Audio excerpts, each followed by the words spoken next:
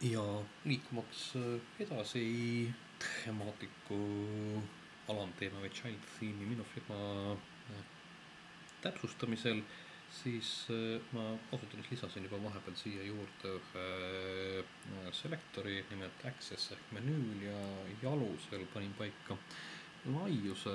Põhjus on väga lihtne, nimelt siin kipuvad olema muidu sellised imelikud üle ekraani ulatuvad jooned lehekülje üleval ja all servas. Selle muudatusega kaovad need kenasti ära. Nüüd soovides lehekülge edasi kujundada, siis mul sageli on tavaks mitte jätta esilehekülje peale blogi, juhul kui tegemist ei ole blogilehega, vaid võib-olla firmalehega, siis seda annab lihtsalt teha, võttes seadete alt ette lugemise ja ütleme, et esileheküljeks kuvatakse näiteks lehekülge about tests, salvestame muudatused, läheme tagasi esilehekülje peale. Nii, nüüd meil ongi siis selline tore lehekülg esileheküljeks. Aga sellega on seda, et ma võib-olla ei tahaks esilehekülje peale saada sedasama sidebar'i, mis on igal pool olemas. Ja kui ma nüüd vaatan seda lehekülje struktuuri, siis on näha, et sidebar'iga on seotud selline roosa ehk siis filter nagu thematic sidebar. Ja selle kasutamisega on üks lihtne võimalus, et me võime temaga lülitada sidebar'i sisse ja välja. Ja seda saame teha siis functions.php failist. Siin on mõningad näidisfunktsioonid juba olemas ja ma jätan need alles, sellepärast et neid võib veel kunagi tulevikus vaja minna, siis on neid hea lihtne kommentaarimärgi äravõtmisega taaslubada.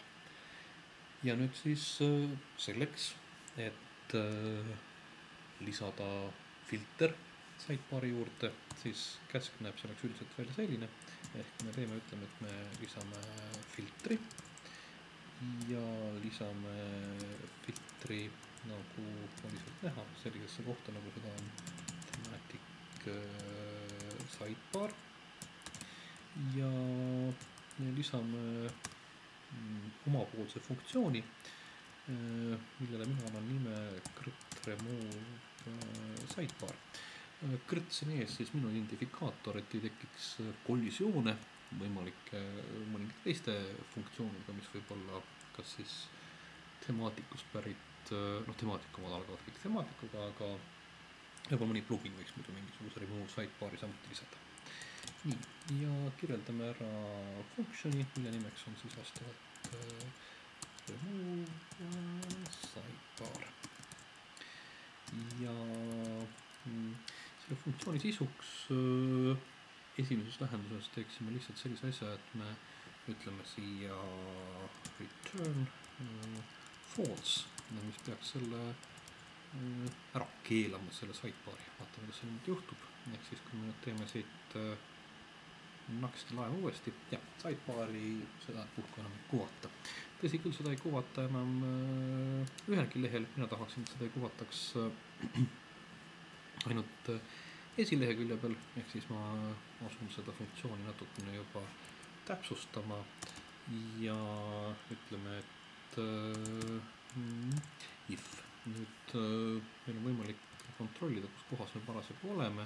WordPressil on hulk conditional tag'e ja front page, is front page kehtib siis nii juhul, kui esileheks on blogi, kui ka siis, kui esileheks on mingisugune postitus. Ehk siis kirjutame siia niimoodi front page ja siis me teeme seda, et me teeme return false ja muidu ülejäänud juhtudel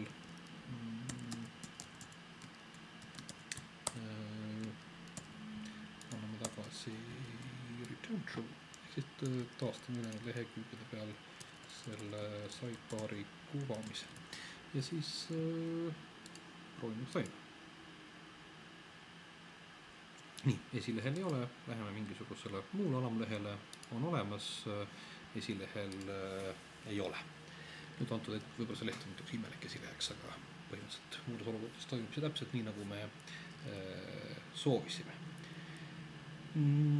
Liiguks edasi, ehk see siin oli siis võimalus filtriga midagi muuta. Teised filtri võimalused on näiteks sellised, et me saame sageli mingil hetkel ligi mingi funktsiooni produtseeritud sisule. Näiteks meil on võimalik leida üles selline filter, mida kuvatakse postituse puhul, postituse näitamise puhul ja lisada näiteks postituse sisu algusesse mingisugust lisainformatsiooni või midagi sealt ära koristada ja nii edasi.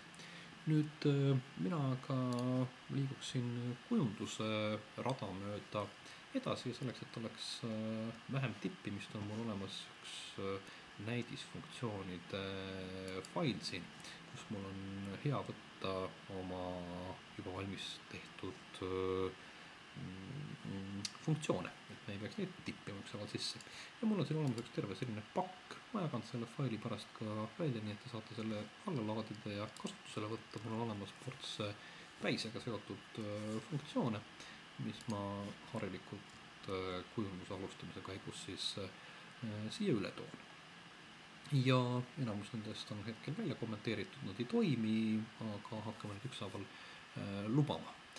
Kõigepealt on siin siis näha üks, mis on lubatud, aga mille sisu on kommenteeritud ehk mõningate temaatiku elementide ära koristamine. Ja siis sellise käsuga on võimalik seda teha jällegi kust kohast temaatiku päisest, milline funktsioon maha võtta. Ja mõningatel puhkudel on funktsioonil juures veel ka järjekord ehk millena midagi päises kuvatakse. Juhul kui see on actioni lisamise löödud, siis tuleb see kindlasti mahavõtmisel täpselt samuti kirja panna. Ja koristame ära näiteks blogi päise ja blogi kirjelduse. Miks? Selleks, et meil oleks võimalik lisada siia juurde logo. Nii, päisest on need asjad on läinud, aga lisame nüüd siis siia juurde. Mul on siin üks selline tore lihtne funktsioon, mis lisab päisesse logo ja lubame selle ka siit ja vaatame, mis juhtub. Nii, siia tekkis kena konnapildiga logo, mis on samuti vajadusel klikitav ehk olles suvalisel lehekülje peal. Õnnestub meil logo peale klikkides tulla tagasi esilehekülje peale.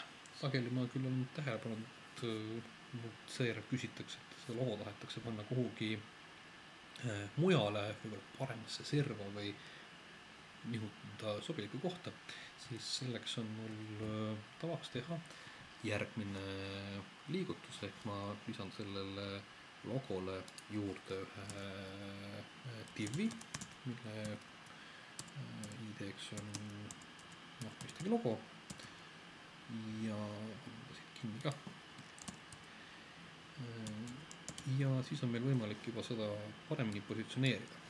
Nüüd järgmine näidis, mis ma siia juurde teen, on selline, mis ausalt öeldes ma ei ole päris kindel, kas on kõige parem meetod seda teha, kui kellelgi on soovitusi, kuidas ma peaksin paremini stylis seda tegema, siis vaata, kui mulle teada, ma teen selle video tulevaste põllude tarbeks ümber. Nimelt on mul kombeks öelda seda, et paneks logo paika niimoodi, et tema asukoht on absoluutne ehk siis veebilehe suhtes kindel, mitte selle koha suhtes, kus ta parasjagu asub. Ja nüüd selleks, et ta mugavalt liigutav oleks, siis mina olen seda teinud niimoodi, et ma panen asukohaks lehekülje keskpaiga. Ütlen, et veerised on üldiselt automaatsed välja arvatud, margin left ehk vasak veerismine ma panen näiteks negatiivseks, et liigutada teda vasakusse serva. Kui ma paneks seda positiivseks, ma saaksin logo tõsta paremale, aga praegune tulemus peaks olema umbes samas kohas, kus ta algselt oli. Ülevalt näiteks 30 piksli kaugusel ja ma lisan igaks juhuks ka sellisesse nagu Z-indeksi see on siis nii-öelda kihiindeks, et ta oleks kindlasti kõikidest teistest komponentidest eespool ja näha jääks. Ja vaatame, kas ta nüüd muutus. Nii, kas meil õnnestus ikka midagi tuksu keerata. Jah, tõesti, ma olin siin jäänud selle tiivi tegemisel, olin kasutanud samasugust märki. Nii, nüüd peaks asi olema korras, sellepärast ma sain PHP vea, mida vaikimisi ei näidata kliendi poolele, aga nii, nüüd toimus. Ehk siis Frog on endale koha leidnud, me võiksime nähtavasti tulla style'is tagasi selle koha peal, et brändingule andame ruumi ja lisame siia brändingule natukese rohkem ruumi. Mingisugune tagasi näiteks, ma arvan, 100 pihta, kas siis on piisav. Nii, nüüd on meil selleks ruumi küllalt. Ainukene häda, mis sellised positsioneerimise puhul kipub mõningatel puhkudel olema, hetkel see ilmne, on see, et lehekülje laiuse muutmisel asjad liiguvad, aga kuna see hetkel meile muret ei tee, siis las ta olla ilusti paigas. Nüüd järgmine asi, mida võiks lisada, siis siin funktsioonide all oli mul olemas ka selline asi nagu üks otsikast päises ja nagu näha, on siin olemas kõik toredad kaasa arvatud JavaScriptid, mis tühjendavad seal sees oleva teksti selleks, et me saaksime seda teha ilma submit nuputa, et inimesed saavad aru, et nad võivad kohe enterit vajutada.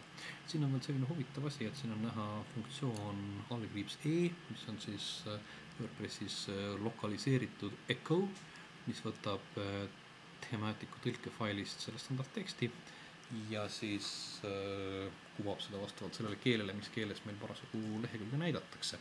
Sellest, kuidas lokaliseerida, peaks tegema ühe eraldi video, nii et ma sellel hetkel rohkem ei peatu.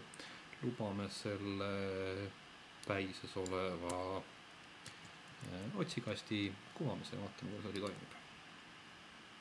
Nii, nüüd on see siin olemas. Ma jällegi ei hakka siinkohal seda siis sammhaaval lisama, aga mul on siin üks spikker olemas, kus mul on juba üsnagi lihtne arusaadav kirjeldus olemas ja toome selle lihtsalt siia style'i üle ja vaatame, kuidas asi toimib. Peaks olema absolute, asume täpselt seal, kus me soovime, et asub.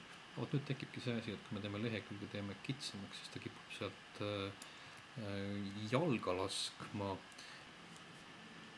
Ja jah, meil on üks väikene lisa vaja siia juurde panna, mis loogiliselt võiks olla siin valguses. Nimelt kõige välimiseks elemendiks on siin ID wrapper ja me peaks ütlema wrapperile sellise asja, et tema asukoht on relative. Relative ja vaatame, kas nüüd asi paraneb teil. See on niimoodi ja otsikast jääb oma koha peale ehk üks väike fix, millega ma õhtudes alati alustan kõiki CSS-i faile, mida ma temaatiku jaoks teen. Aga selle koha pealt tõmbab selle video kokku ja vaatame, kuhu tee meid edasi viib.